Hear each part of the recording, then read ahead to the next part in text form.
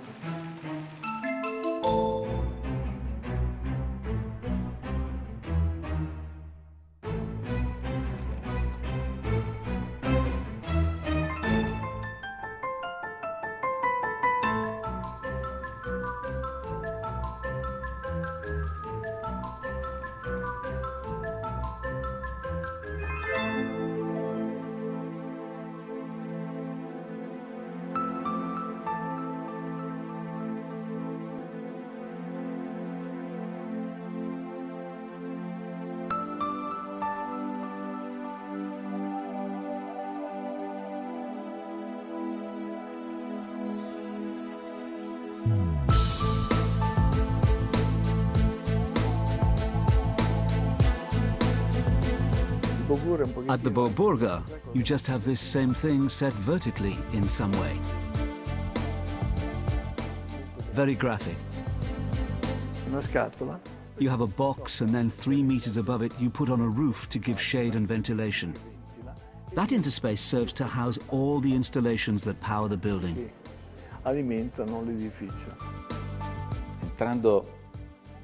Coming into work every day, I see this extraordinary piece of architecture made in 1971 by Renzo Piano. Today, I fully realize what an extraordinary visionary my father was.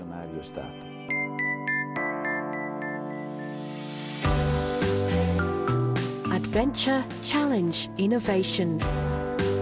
Piero Ambrogio Busnelli was so modern that he even preempted the Pompidou Centre at his own house. For the design of the new headquarters of the B&B Italia in 1971, he chose Renzo Piano, a young architect who was still unknown, but who, like Busnelli and many others in this story, preferred to look to the future. This was what Busnelli was made of. Dreams, Shakespeare would say. Today, we'd say visions, or the ability to create them.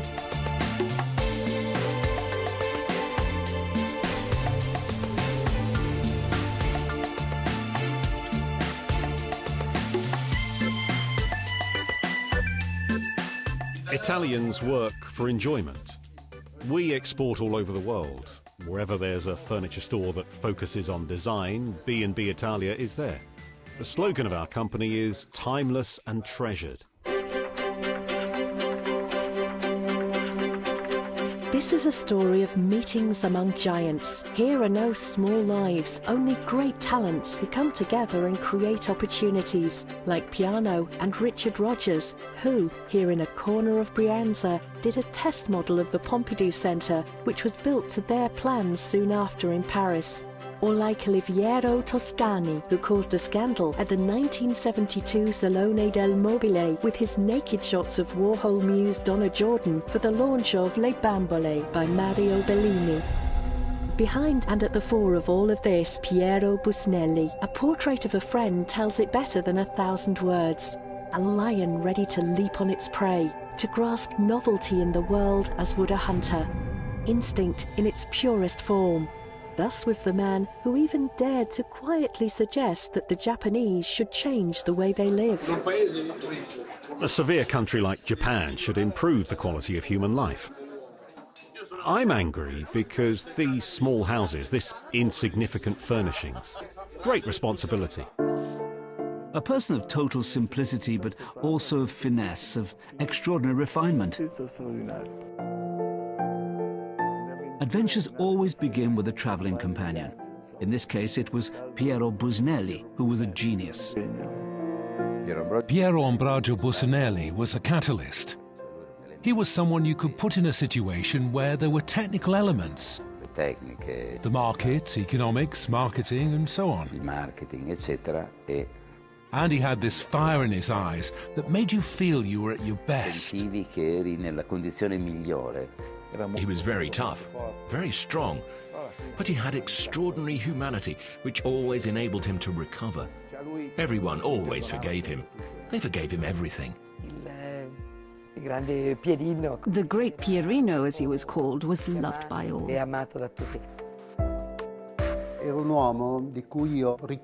He's a man whom I remember especially for his great intelligence, even so genuine, but an immense intelligence and a prodigious curiosity. He was attracted to everything. He was hungry for information, hungry for opportunities. He always spoke of innovation, of the need to innovate. And innovation embraced all fields. He always took the bull by the horns. Anything. Any problem, he had to solve it immediately. And he was a man who had the authority and the charisma, which has cast a long shadow over the company that he started. You could see his vision and the sense of being determined to get things right. He started something special. The thing about Busnelli, designer Marco Zanuzzo once said to journalist Giorgio Bocca, is that he has the lightning reflexes of a Formula One driver. He decides on the spot, see before understanding, instinctively decide the road to take. No hang-ups about culture, despite the 5th grade education, an extraordinary nose. There was this strong relationship between construction technique and expression. And basically success has always been there. There was always this strong investment in technology, but not as an end in itself. Technology was a means to invent form. Renzo Piano's building in Novedrate became the manifesto of the business idea that Busnelli had in mind from the beginning, a formula of modernity, innovation in materials. The search for solutions in development, flexibility and functionality in the product's range, timeless design and long-lasting durability. Extraordinary vision. In 1966, he created this company that still relies primarily on ideas and production concepts from 50 years ago. In 2016, B&B Italia is turning 50.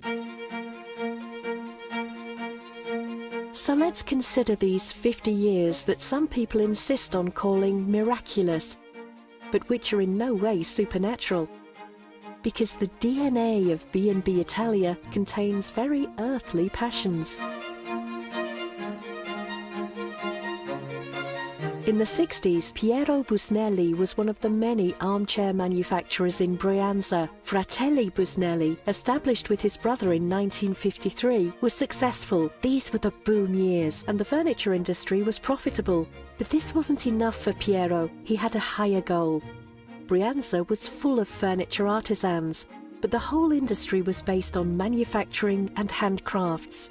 He instead wanted to industrialize production and dreamed of conquering foreign markets. The Italian industry was little more than half a century old and was concentrated in a few industry groups: Pirelli, Edison, Bassetti, Fiat, Olivetti. Piero Busnelli began to experiment with new materials. He focused on alternatives to foam, on the latest technologies. He followed whoever was ahead, and despite lacking languages, he travelled a lot and did research. It was in London, near the end of one of these trips, that the fire in Piero Busnelli's eye was inflamed by a small detail which to many others would have seemed insignificant, a machine that spat out rubber ducks. But he saw something else. That machine worked with cold-pressed polyurethane injected as foam into moulds. Why not try it on sofas as well? The leap from ducks to sofas, however, was not so simple.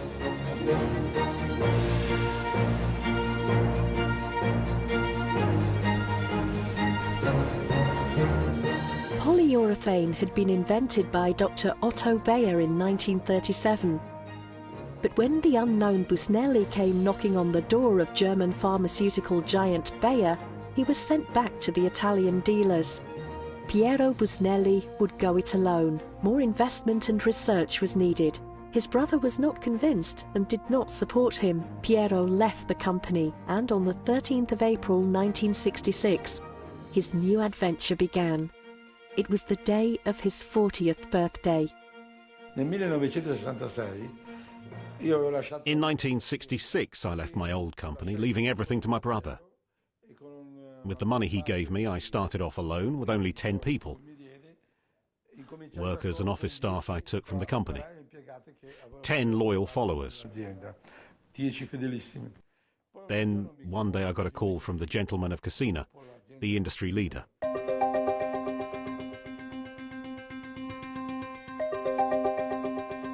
Cassina asked Dad, "So, what is your idea?" My father explained that all companies, including Cassina, were constructing their sofas with wooden frames in the handcrafted way. Dad explained his idea of an iron frame, not a wood one, which is fitted inside a mold. Then the mold is closed and the cold processed polyurethane injected. After 25 to 30 minutes, the product is ready to be extracted. Pronto per essere estratto. A revolutionary idea for the furniture industry, which was still largely handcrafted. Piero Busnelli dreamed up an industrial process that even today, after half a century, is still perfect and has remained almost identical. And this is what he explained to Cesare Cassina when they met. Cesare Cassina was intrigued by the idea. From there, a bond grew, and after several meetings, they decided to set up C&B. If you go back to the roots of B&B and the first company, B, which was started with the Cassinas, it was a company which took humble industry furniture and made it something special. C&B, or Cassina and Busnelli. On the one hand, tradition, partnerships with top Italian designers, natural products and craftsmanship.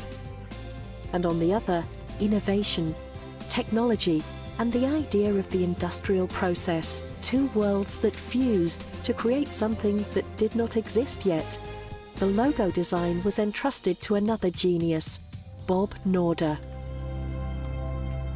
Piero Busnelli did not want his C&B to be a factory made of prefabricated panels, so he went to see what Benetton had built in Ponzano in 1964 and called in Afra and Tobia Scarpa. These two Venetian architects in their early 30s began their plans for C&B, focusing primarily on spaces and production organisation. In fact, the Novedrate plant is an example of functionality. Busnelli crowned excellence with excellence, just as he would do 6 years later with Renzo Piano. I remember it well because I was 13 years old. Dad invited me to go to see the Benetton factory, designed by Afra and Tobia Scarpa. We went to visit to see if it could be right for C&B. I remember because it was my first trip in a Ferrari, belonging to Mr. Cesare Cassina, and I was seated behind. It was supposed to be a 2+2, but was a plain two-seater.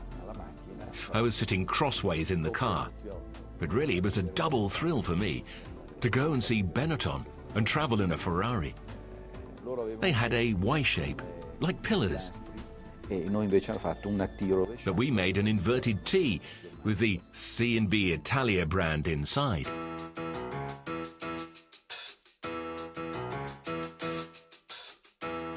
Busnelli used technology to open up new creative possibilities for the big names of the Cassina world.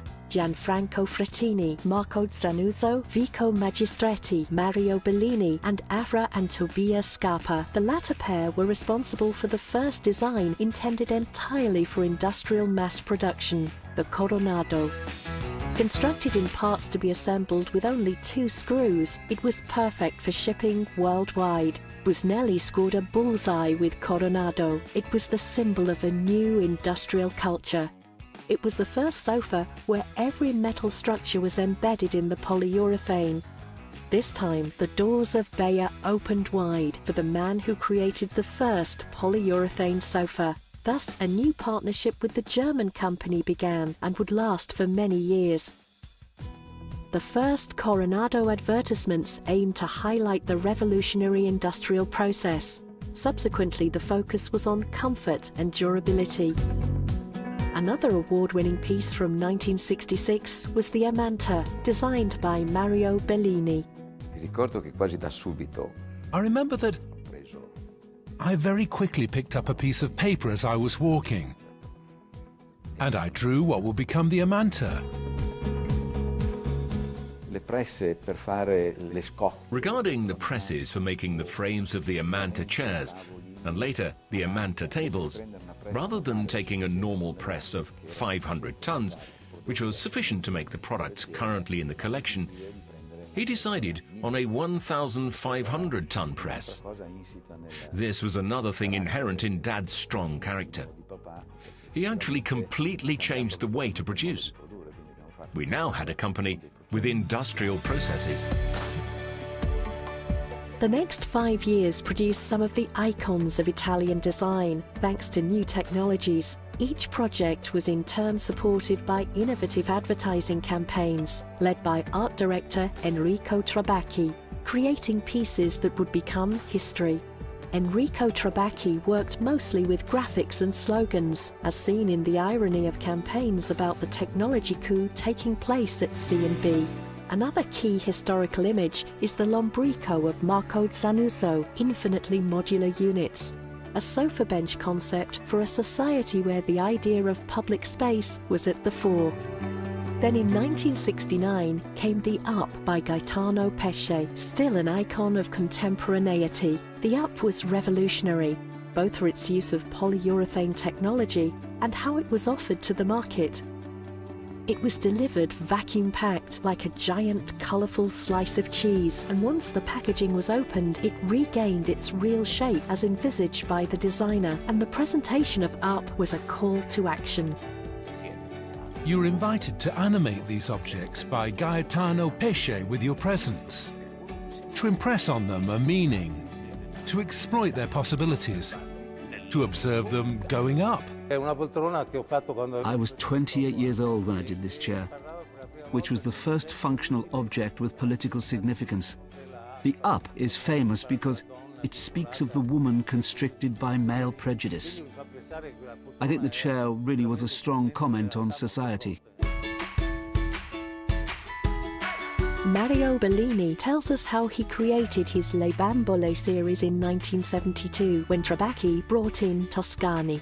Le Bambole is like a multiform pillow, i.e. not designed with a structure of headrests, armrests, backrests, etc., but as a single object. It was an absolute first, the first time a sofa was made simply as a padded cushion and nothing else.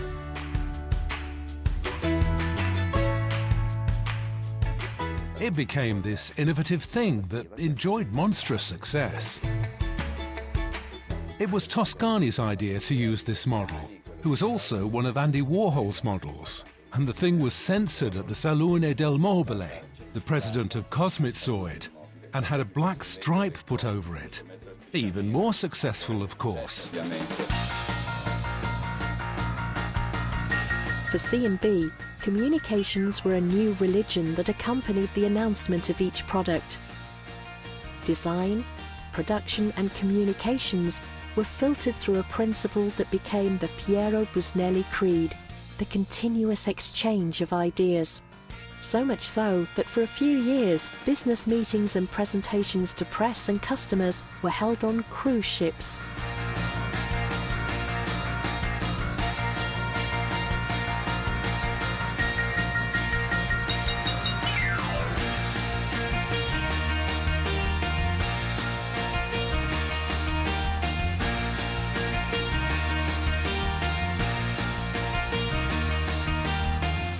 And the summer holidays saw business colleagues become friends who would spend leisure time together. That was the era, in the late 60s and early 70s, when C&B earned the first of its 4 Compasso d'Oro.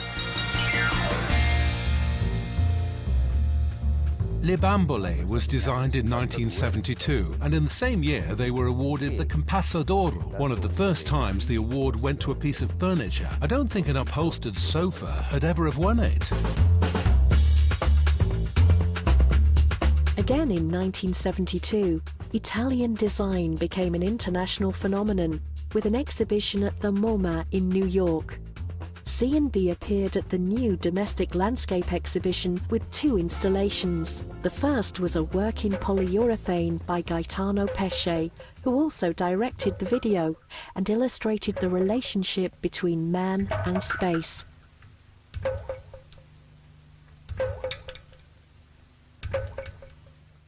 The second was the Kara Sutra, Mario Bellini's single-space concept vehicle, an ancestor of the modern minivan.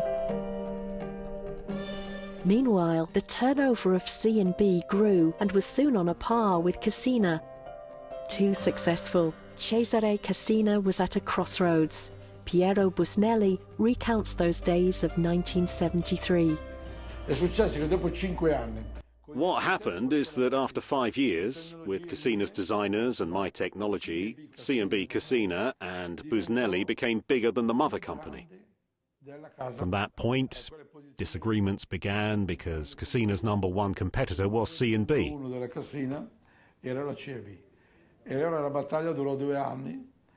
The battle ended after 2 years, with my victory, when I bought out Cassina's share quota and changed the name from C&B to B&B, which at that time really meant Banks and Busnelli, because the money for the buyout came from the banks. However, the 73 to 74 period was good.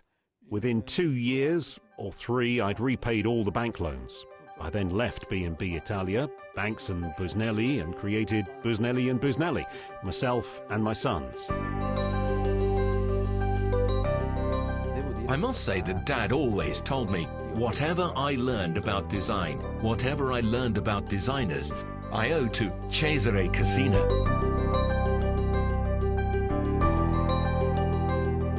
When Dad bought the company, he needed executives. When I eventually finished school and was about to go to university, he said, "Look, Giorgio, I need you. Join me into the company." So in 1973, I came into the company, working in the research center. From there, I started my career at B&B Italia. With the birth of B&B Italia, the R&D centre was set up at Novedate, that within C&B had immediately taken on a key role in relations between designers, business, technology and production. It emerged from the experience of those first 7 extraordinary years and soon embraced marketing and communications. And it was in communications that B&B Italia beat another record. It was the first furniture company to advertise on TV with 21 15-second commercials. Give me the superfluous and I will do without the bare essentials.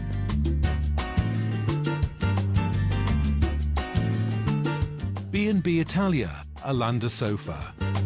One product that was highly innovative and reflective of changes in everyday habits was the Alanda by Paolo Piva, a designer who in the early 80s worked in direct contact with the Research and Development Centre. Alanda was first a sofa, then a bed, but even as a piece of furniture, it was a machine with a mechanism, designed and patented in details by the R&D Centre. You move it with simple actions to adjust the headrest, armrest and bedside table, according to the wish of the body. I want to emphasize that this centre was a melting pot of ideas, of discussion, quarrels and disagreements. That's where the B&B Italia philosophy was forged. The R&D Centre is the heart and mind of B&B Italia. Di B&B.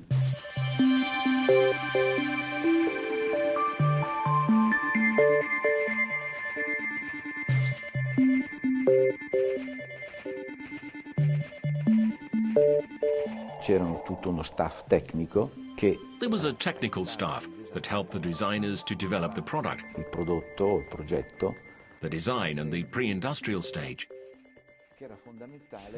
It was essential before sending it to production, which was not equipped for such dialogue. It was like going into a place where different people have skills.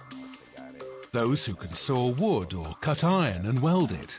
They take the pieces of foam, shape them, put them in and position them. Someone else stitches the cloth.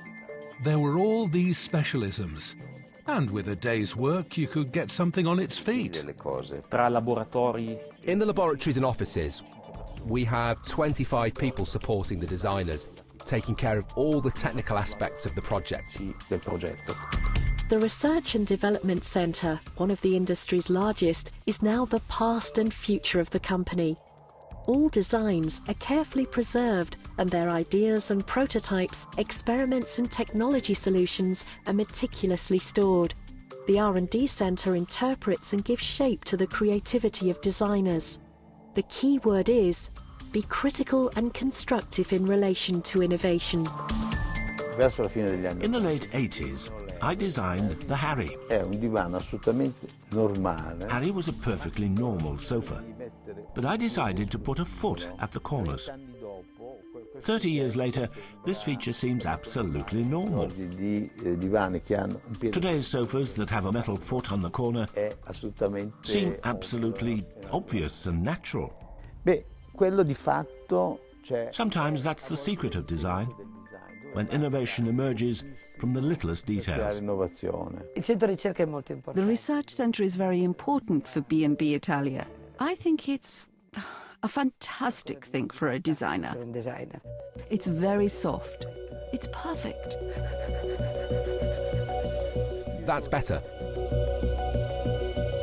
Coming to the research development office in Novedrate, it's incredible. I mean, how I get welcomed by them and how they really assist me from the first sketches. It's very interactive, it's very supporting, and I learn a lot from them, or I give a lot to them as well. So I believe it's a perfect teamwork. And at the head of this team, known to all designers who've set foot in B&B Italia, are Rolando Gola and Federico Busnelli, men of few words who for over 40 years have worked day by day not only with designers but with advances in technology, market laws, social and aesthetic changes. And the younger generation like Giorgio's son, Massimiliano Busnelli and Ambrogio Spotti. No question, and Rolando and his team are absolutely the best. They have the vision to see the idea. They can see the idea from a very simple card mock-up. I think that shows the kind of years of experience they have in working with design. So they don't need to see a fantastic rendering with everything finished. And we had lots of little blue foam models, and we were very excited when we were presenting it to Max and to Rolando. And I remember Rolando just putting his finger on the model and it tipping up like that, and he was saying, and then, of course, you feel, like, oh my God, okay, And then he says, don't worry, we'll find a way. And so by the end of the day, we had a full-size wooden model mock-up, and we were trying to figure out how we could position the legs, what we could do to try and mitigate any form of tipping. And then we found a way. When we receive a design idea, we don't waste our time trying to understand its real potential on paper. We start the prototyping process straight away. To tell us how B&B Italia turns an idea into a successful product, we have Naoto Fukasawa with Papilio, a chair inspired by the wings of a butterfly. First, we found some kind of outline of the Papilio, but it has a leg in the bottom, and it's not really strong yet. And we discussed about, okay, how about more kind of monolithic foam? So then every time I go to the CLS, they already prepare the three-dimensional paper drawing attached onto the conical shape, then give me the pen to cut out the one in the real. So I was very enjoy that too. So it is like a real sculpture. I think that, of course, when we saw the prototype, I was so surprised because it was very close to our vision, and yet it was better than how I imagined it to be. The R&D Centre is also responsible for the corporate image worldwide and coordinates all the advertising campaigns, catalogues and the website. It organises all the events and exhibitions and also supports the entire distribution network and helps organise and coordinate all our flagship stores. And it was for the constant work of integration to combine the values of scientific and technological research that in 1989 B&B Italia received the 4th Compasso d'Oro, the first instance of the award going to a company. An award plays a key role in the development of Italian design.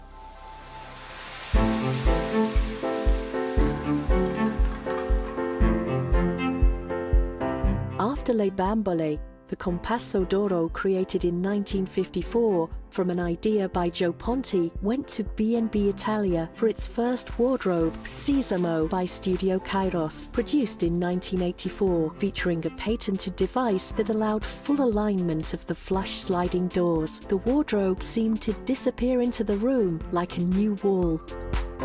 In 1987, it was the turn of Seaty, which turned the concept of the sofa into a multi-use seating system for resting, socializing, or relaxing in front of the TV. As home interiors became more complex, forms had to find new layouts. Seaty was designed by Antonio Citerio, a Politecnico-trained architect from Meda.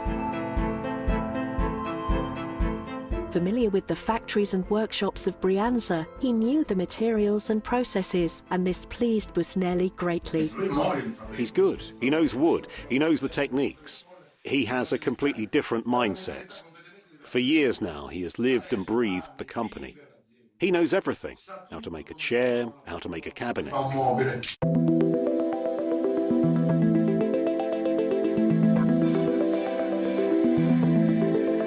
By 1987, Citerio had been with the company for 10 years, and he shared Piero Busnelli's passion for looking clearly at the reality of now in order to design the world to come. The settee was a great evolution in sofa typology. At that time, I could see what was happening. We used the sofa for eating, watching television, listening to music, and sleeping. I knew the problem was not to find a form, but at a conceptual level, to think of a new typology. This is why I started doing these long sofas. The innovation of that time has become commonplace now. I call it the science of understanding movements and evolution.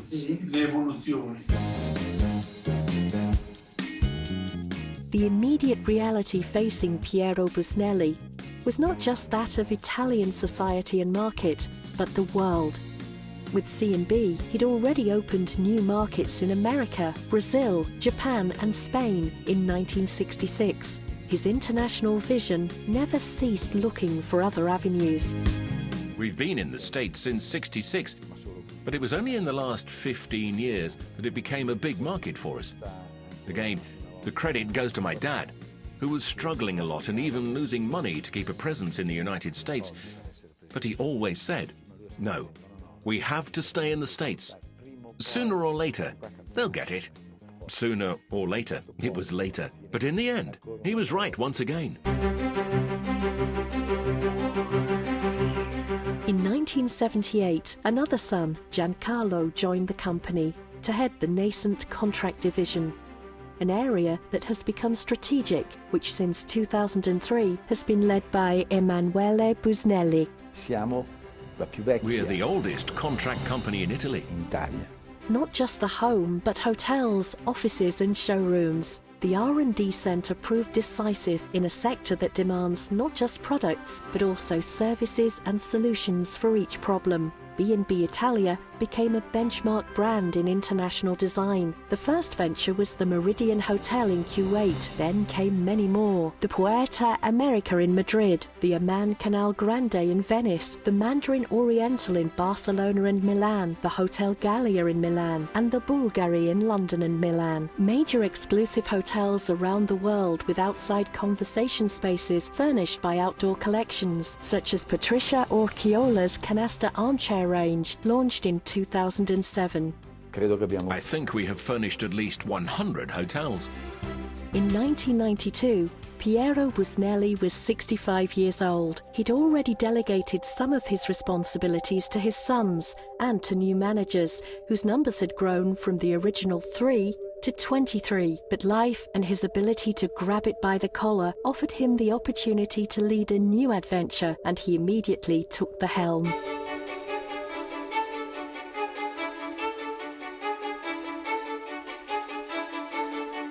B&B Marine nasce da un incontro. B&B Italia Marine grew from a chance meeting I had with Piero Busnelli, dove io gli chiesi di collaborare con where I requested the collaboration of his research center, di ricerche which I knew was very advanced, on a project I was doing for Costa Crociere, involving 2 cruise ships. dalla Costa Crociere di 2 navi da crociera.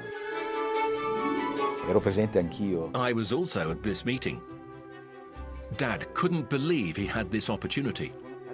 It's all yours, the entire R&D team. Tell me when to come. I'll come down with my people.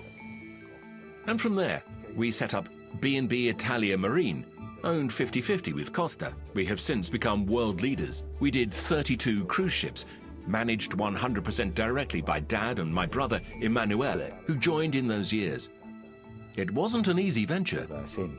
B&B Italia Marine Enterprise drew upon all the experience gained over the years, the research centre, the contract division, and the quality of the design work. When he set off on his new venture, Busnelli delegated key roles to his sons. With the beginning of B&B Italia Marine, Giorgio was given control of the firm's home division. Giorgio has completely absorbed his father's vision. In some respects, his vision was more international in outlook. Un grosso cambiamento, diciamo. I convinced all the family about one big change I felt necessary. In 2000, I thought it was time to upgrade our distribution by opening flagship stores.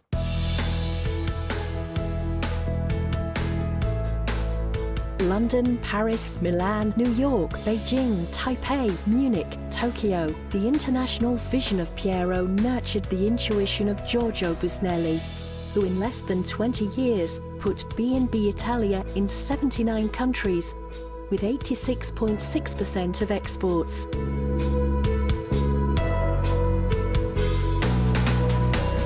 Their presence in London is really bold. You know, they have an incredible showroom in London. I would say it's the best furniture showroom in the city. The driver of this development was the need to give a more precise identity to the company's furniture range. In the mid-90s, B&B Italia needed to be recognisable. It was the job of the designers to interpret the core values of the brand, rather than use the brand as an anonymous vessel for creativity. But here's how the breakthrough came. This is the story, as told by the main players in the so-called B&B Italia lifestyle. The brand was a vessel for products designed by numerous designers who did not, however, interact with one another. It is crucial to build not just a range of products, but an overall image. In other words, to build the stage for the products.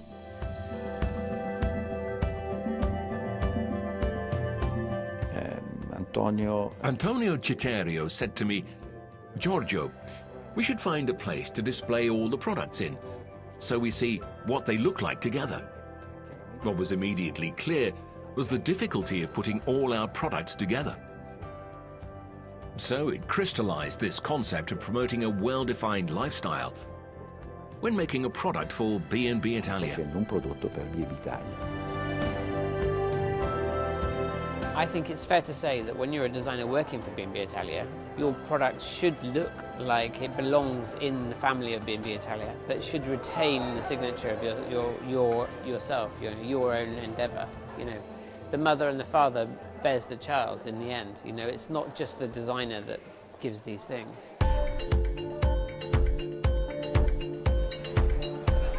Design had lost its fear of association with fashion. it borrowed its best ideas.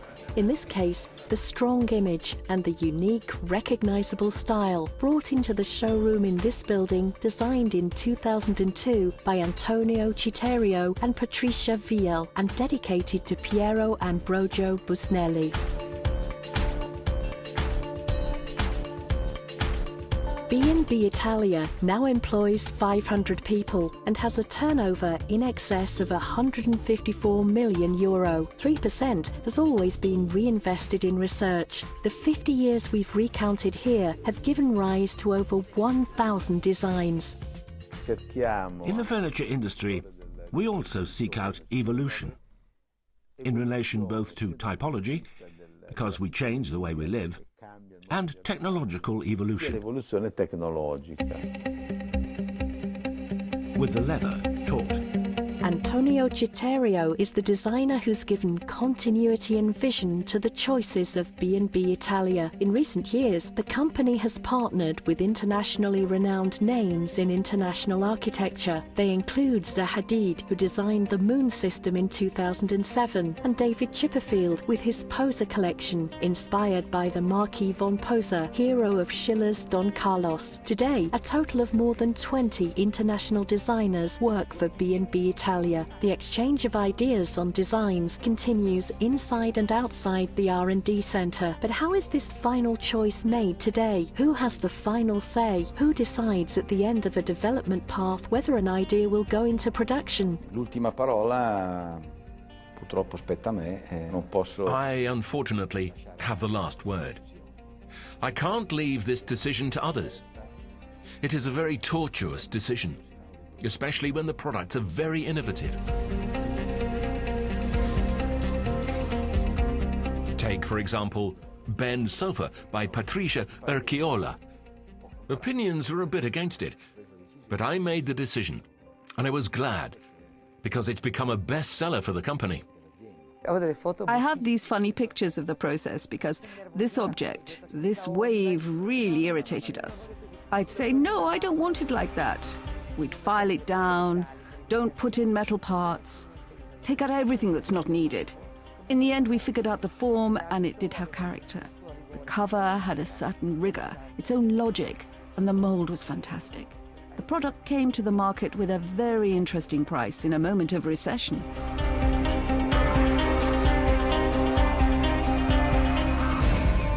You can't really listen to anyone. I also say this to my children. We can talk, but if you have a hunch, just go ahead with it. You have to experiment.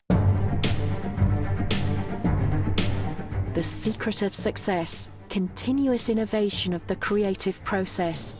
B&B Italia is undoubtedly a success story, but one led by passionate, adventurous men. And maybe this is why there's never a trace of arrogance. In this family saga, rooted in Brianza, no one ever thought that what had been done yesterday would suffice for tomorrow. And it's probably why Giorgio Busnelli, looking to the challenges of the global markets and seeking to stay true to the international mission of the father, has in recent years taken the most difficult decisions of his life. First, in 2011, the termination of its partnership with the Opera private equity fund, which had joined B&B Italia without, however, sharing its philosophy. And now, accepting the new partnership with Invest Industrial, which will give guarantees for international growth and industrial development. Giorgio Busnelli remains at the helm of the company. The world changes for design. Design keeps changing its shape, its relevance, what it means. It's amazing to see now how many of B&B Italia's designers are not originally from Italy. And in that context, a company can't stand still. It has to find ways to operate in a new world. And that means financial partnerships, relationships, the understanding that the world has to change and move on.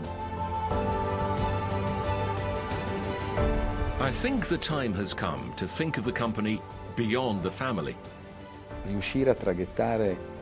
To be able to guide the company towards a broader dimension, where it is no longer dependent solely on the hierarchy, but has its own management system that can implement, obviously through a CEO, decisions that are in any case no longer tied to one person.